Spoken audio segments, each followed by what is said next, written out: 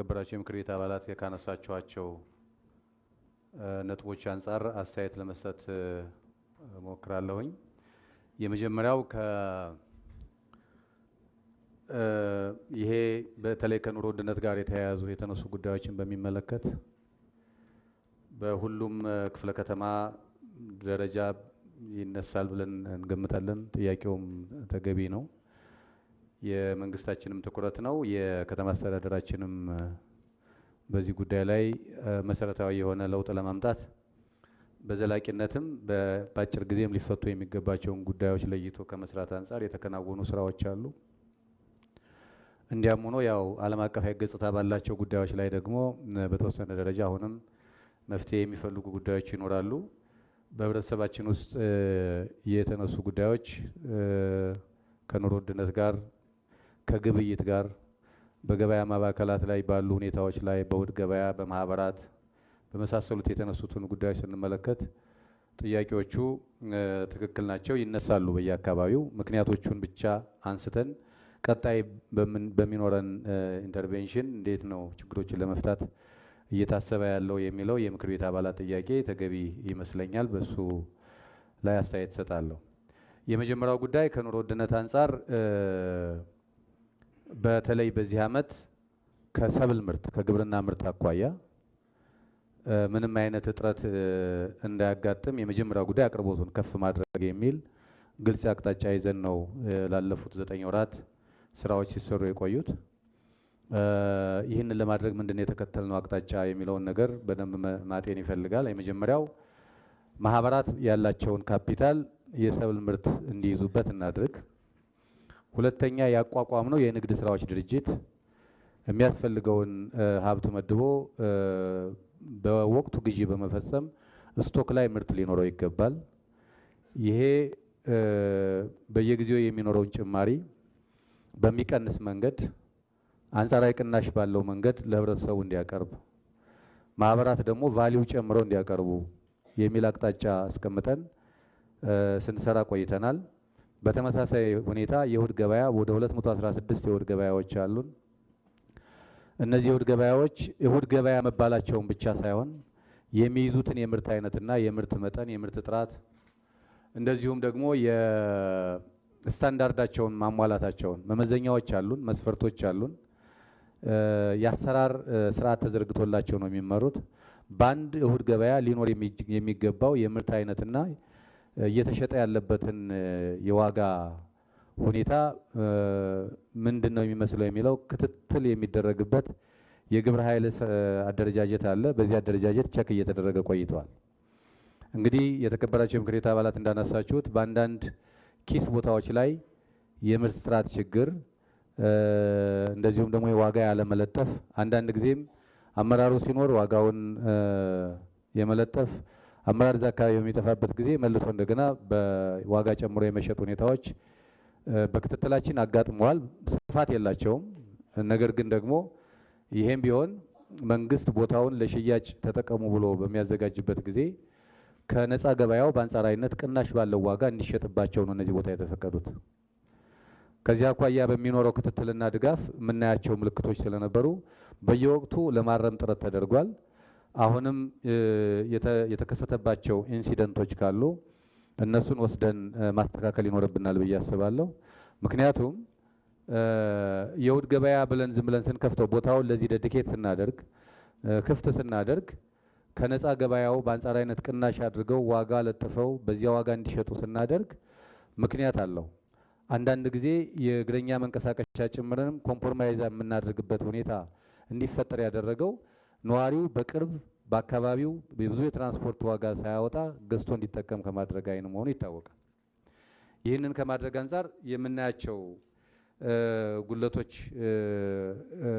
ስፋት ባይኖራቸውም በየኪስ ቦታዎቹ እንደዚህ አይነት ምልክቶችን ከዚህ በኋላም በሚኖረን የስራ ስምሪት የክፍለ ከተማም የወረዳ መዋቅራችንም ከኑሮ ውድነት አኳያ በጥብቅ ዲሲፕሊን እንዲመራ ማድረግ ስላለብን ቦታዎችን ለይተን ጣልቃ ገብተን የምናይበት ሁኔታ ይኖራል ብዬ አስባለሁ።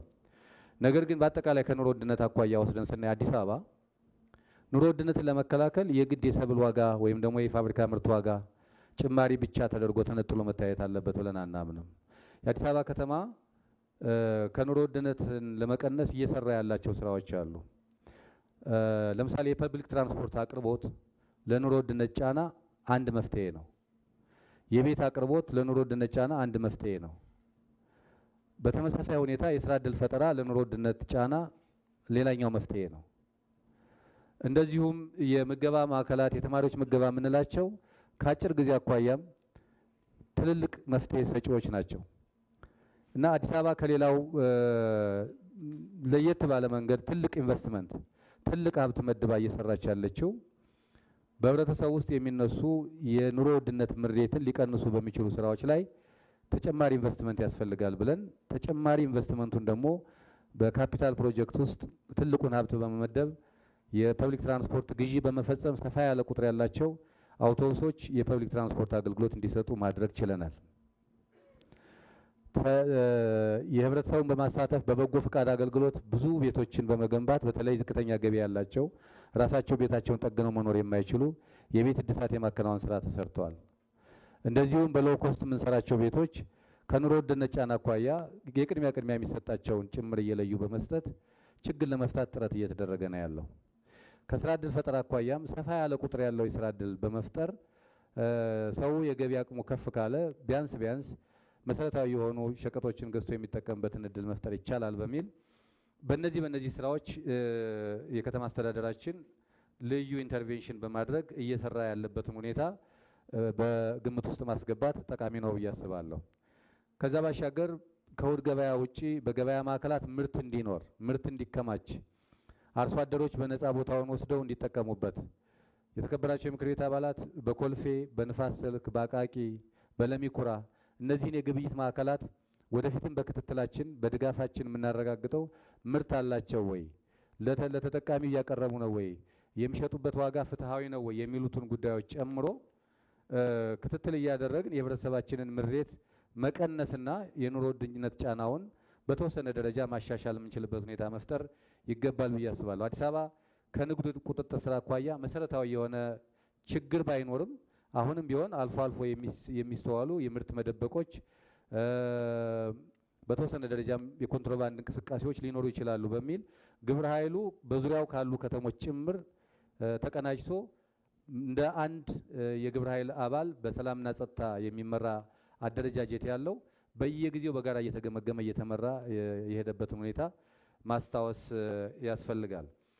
ይህም ሆኖ በተለይ የፋብሪካ ምርቶች አቅርቦት ጋር በተያያዘ በተወሰነ ደረጃ አዲስ አበባ ከሚፈልገው ኮታ አኳያ በተወሰነ ደረጃ እጥረት እንኳ ቢኖር ያለውን በፍትሃዊነት ተደራሽ ለማድረግ እየተሰራ ነው ያለው።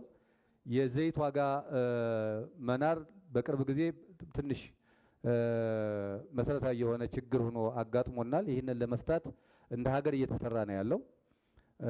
ምክንያቶቹ ይታወቃሉ። ከነዳጅ ከውጭ የሚመጣ ምርት እንደመሆኑ በዓለም አቀፋዊ ጫናውም እንዳለ ታሳቢ ማድረግ ያስፈልጋል። ያም ሆኖ ግን በልዩ ሁኔታ እየተሰራበት ያለ ስለሆነ ወደፊት መሻሻሎች ይኖራሉ ብለን እናስባለን። በአዲስ አበባ ከተማ ደረጃ ግን የመጀመሪያው ስራችን የማህበራትንም ንግድ ስራዎችንም ነፃ ገበያውንም የገበያ ማዕከላትንም የእሁድ ገበያንም የመሰረተ ልማት ላይ በትራንስፖርት በቤት የምንሰራቸው ስራዎች ሁሉ ለኑሮ ጫና መቀነስ አዎንታዊ ድርሻ አላቸው ብለን በዚህ ላይ ሰፊ ስራ እየተሰራ መሆኑን ታሳቢ ማድረግ ያስፈልጋል። የምርት ዝውውር ችግር እንዳይኖር አዲስ አበባ ኬላ የሌላት ከተማ ነች። በየትኛውም መንገድ ምርት እንዲገባ ነገር ግን ደግሞ ወደ ውጭ የሚወጣ ኮንትሮባንድ ካለ በኮንትሮባንድ መልክ የሚወጣ ምርት ካለ ይህንንም ቁጥጥር ለማድረግ የሚያስችል ስርዓት ተዘርግቶ እየተሰራ ነው ያለው። ላለፉት 9 ወራት የሰብል ምርት አንጻራዊ በሆነ መንገድ የተሻለ የተረጋጋ ገበያ እንዲኖር አስችሏል። ከምንም በላይ ደግሞ የከተማ አስተዳደራችን የአቅርቦት ጉዳይ ማሻሻል አለብን ብለን አሁንም በከተማ ግብርና በተወሰኑ መሀል ላይ የነበሩ ውጣ ወረዶች ነበሩ። እነሱን አርመን አስተካክለን ፈረቃ ያለው የምርት አቅርቦት እንዲኖር የሚያስችል ስርዓት ተዘርግቷል። በእንስሳት ውጤቶች በዶሮ በእንቁላል የነበሩ የዋጋ ትንሽ ከፍ የማድረግ ጉዳዮችን ለማስተካከል ስራ እየተሰራ ነው ያለው። በቀጣይ ጊዜ ብዙዎቹን ነገሮች የምናስተካክላቸው እንደሆኑ ታሳቢ ማድረግ ያስፈልጋል። ይህን እያገዘ ያለው ቅድም ክብርት ወይዘሮ ልዕልቲ እንዳነሳቸው የማህበራት ሪፎርምን በሚመለከት የተከበራቸው የምክር ቤት አባላት በየአካባቢው ያሉ ማህበራትን የከተማ አስተዳደራችን ግልጽ አቅጣጫ